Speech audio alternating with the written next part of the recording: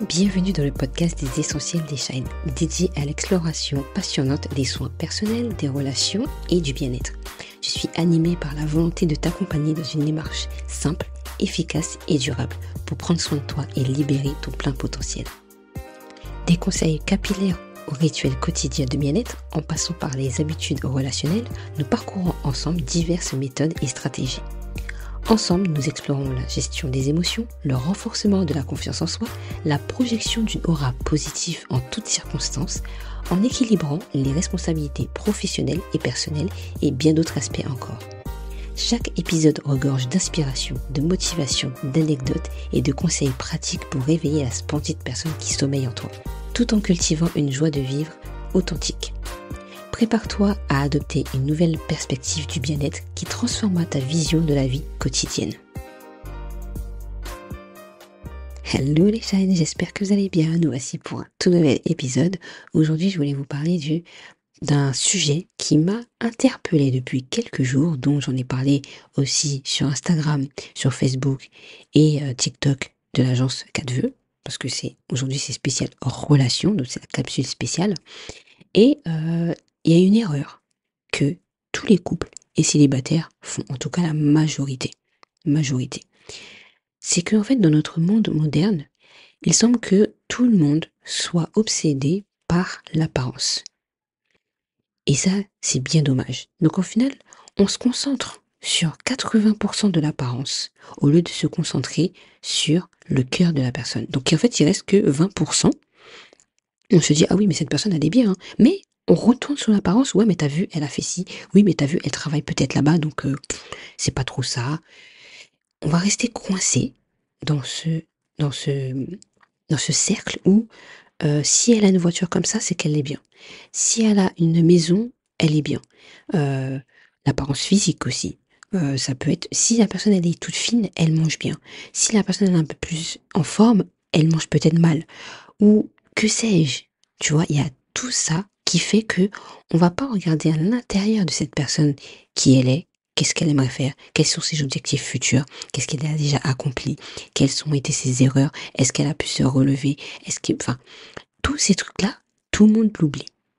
Par contre, quand tu vois que cette personne, elle est bien, elle est belle, elle est ceci, waouh, c'est que la personne, elle a réussi. Hein. Mais on regarde pas la profondeur des choses. Alors aujourd'hui, on entend tout et un peu n'importe quoi sur Internet. Donc il faut quand même faire un peu attention à ce qui se dit sur les réseaux sociaux. Donc il y a une personne, coach, qui a eu au téléphone, donc c'était une vidéo que j'avais regardée, qui a eu une femme au téléphone qui explique sa situation.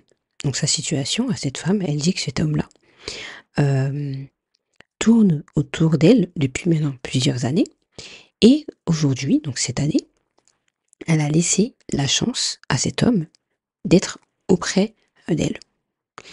Elle dit que, franchement, le seul truc qui la bloque, c'est le physique.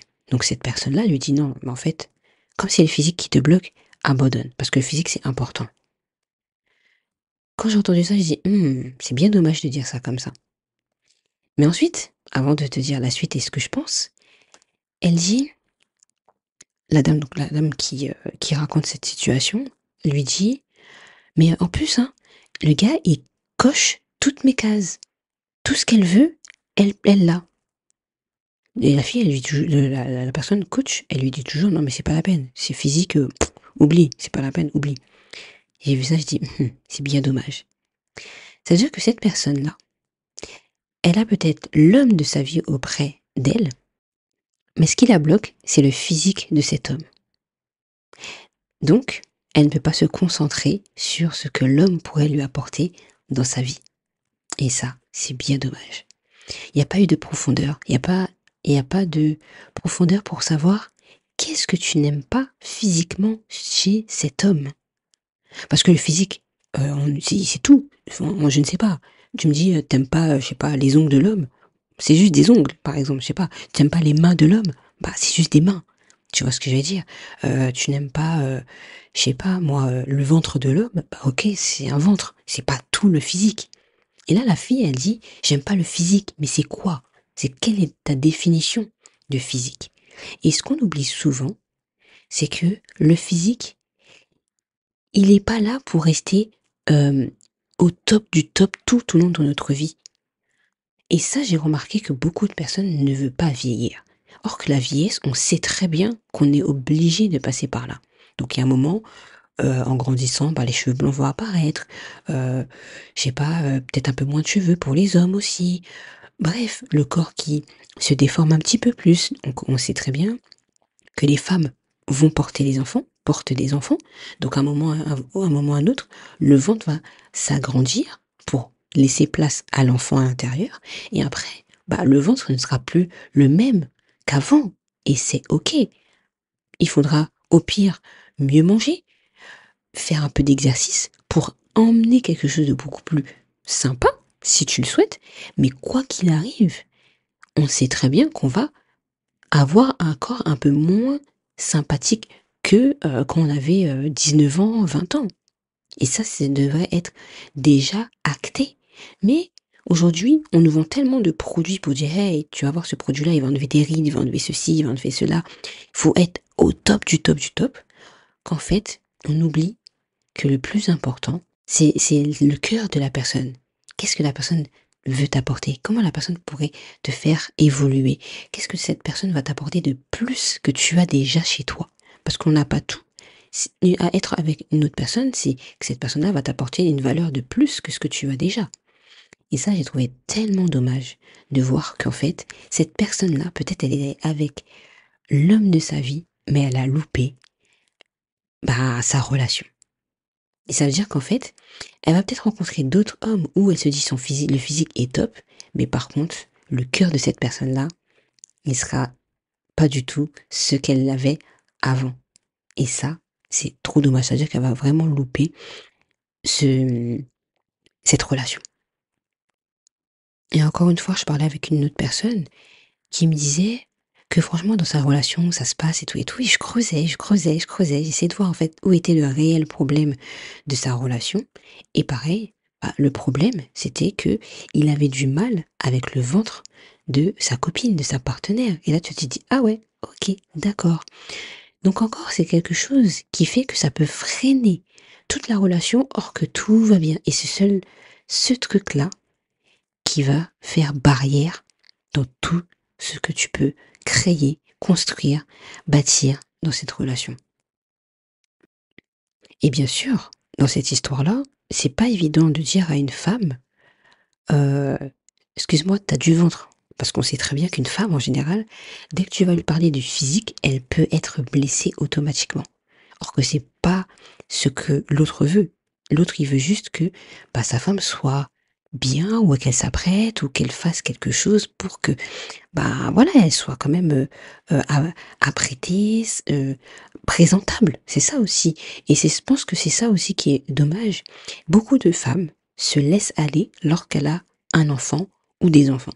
Au contraire, mesdames, je vous le dis, et j'ai eu des personnes comme ça, je leur ai dit, franchement, prenez soin de vous.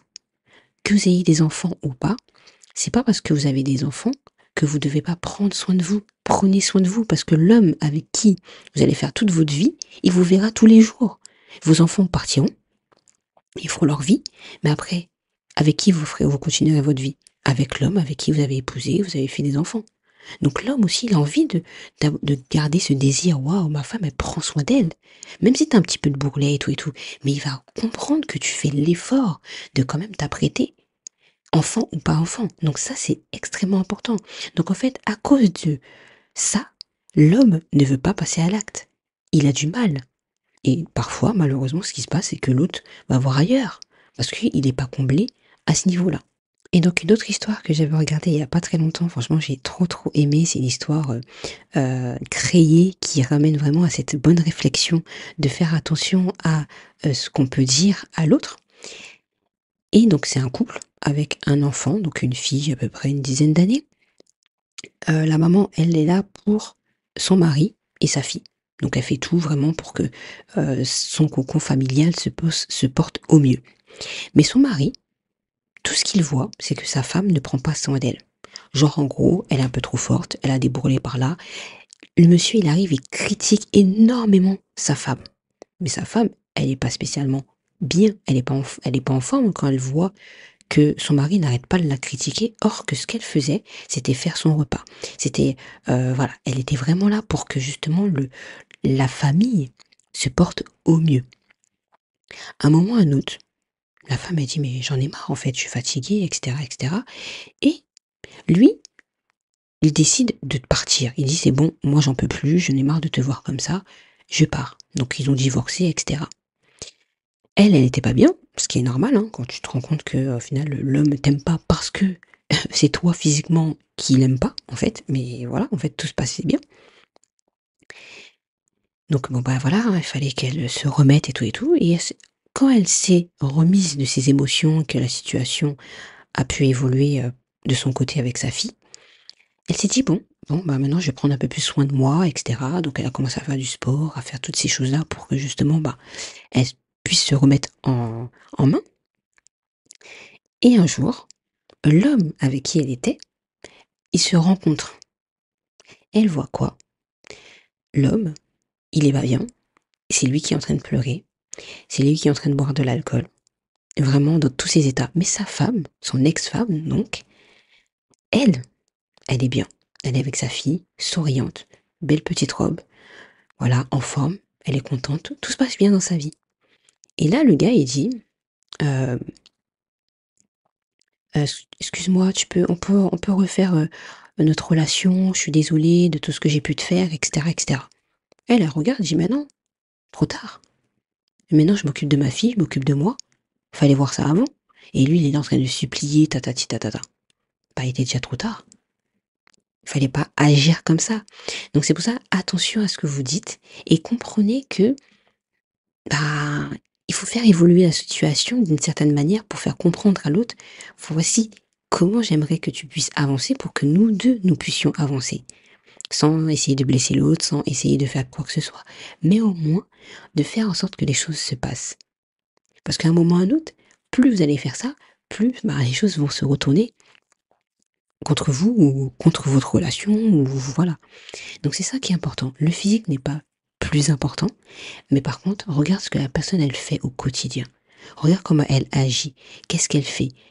Parce que c'est ça qui sera le plus important, c'est ça que tu vas retenir tout au long de ta vie. Parce que tu diras, ah ouais, je me rappelle, il a fait ça pour moi. Je me rappelle, elle a fait ça pour moi. C'est vrai, je me rappelle qu'elle faisait ça, et moi j'avoue que j'étais là comme ça, posée, je ne faisais rien. Mais plus tu vas te rappeler de tout ça, mieux tu te diras, cet homme-là avec qui j'étais, il a fait plein de choses pour moi. Il a fait plein de choses pour moi. J'ai aussi fait plein de choses pour lui, parce que c'est ce qu'il méritait. Et ça gardera des bons souvenirs. Vous allez garder de très bons souvenirs. C'est ça en fait l'importance. Notre tête, notre corps, notre cerveau est une boîte à souvenirs. Quel souvenir que tu veux garder de ta relation? Quel souvenir que toi, tu veux que l'autre personne se souvienne aussi? Est-ce que tu veux que la personne se souvienne de ça, ou de ça, ou de ça? Parce que c'est ça qui va faire toute la différence dans ta relation. C'est pas tant le physique. Oui, tu dis, ouais, je me rappelle, il était trop beau, ou elle était trop belle lors d'un événement. Mais le plus important, ce sont les souvenirs que tu vas créer chaque seconde, chaque minute. Pas spécialement physique, à un moment le physique tu vas peut-être un peu oublier, mais tu te rappelleras qu'il a fait ça pour toi. Tu te rappelleras qu'il a fait ça comme ça. Tu te rappelleras qu'il t'a attentionné. Tu te rappelleras qu'il t'a tenu la main, serré la main lorsque tu n'en allais pas. Ça, c'est différent. Et pour terminer, j'aimerais que tu te poses quelques questions. Si tu es en couple, qu'est-ce que tu aimerais te rappeler, te souvenir jusqu'à la fin de ta vie avec ton partenaire ou ta partenaire? Qu'est-ce que tu aimerais que l'autre se souvienne de toi jusqu'à la fin de sa vie? Tu aimerais que la personne se dise quoi de toi? Waouh, il a fait ça pour moi. Il a réussi à faire ça. Quand j'étais pas bien, quand j'étais en train de pleurer, quand j'étais pas en forme, il m'a tenu fort la main. Il savait pas, il n'avait pas de solution, mais il était là. Ou il m'écoutait. Ou elle m'écoutait. Peu importe, écris ça sur une feuille pour que tu puisses te rendre compte qu'en fait, ok, l'apparence c'est bien, il t'a acheté ci, il t'a acheté ça, mais est-ce qu'il a été là pour toi quand vous étiez en difficulté? Parce que c'est à ce moment-là aussi que tu vas vraiment remarquer que quand tu es en difficulté, qui est là pour toi? Si la personne est là quand tu es en difficulté, c'est plutôt bon signe. Si la personne est part quand tu es en difficulté, là, c'est différent. Et puis si tu es célibataire, qu'est-ce que tu aimerais que cette personne sache de toi? Qu'est-ce que tu aimerais que cette personne se dise de toi? Que tu es une personne gentille, merveilleuse, qui l'aide à, qui fait ceci, qui est attentionnée. Bref, quel est le souvenir que tu aimerais garder toute ta vie par rapport à ta relation? Voilà, j'espère que cet épisode t'aura plu, cette petite capsule de 15 minutes t'aura plu. Je te fais de gros bisous et à très bientôt dans cet épisode de podcast. N'hésite pas à t'abonner. Bisous!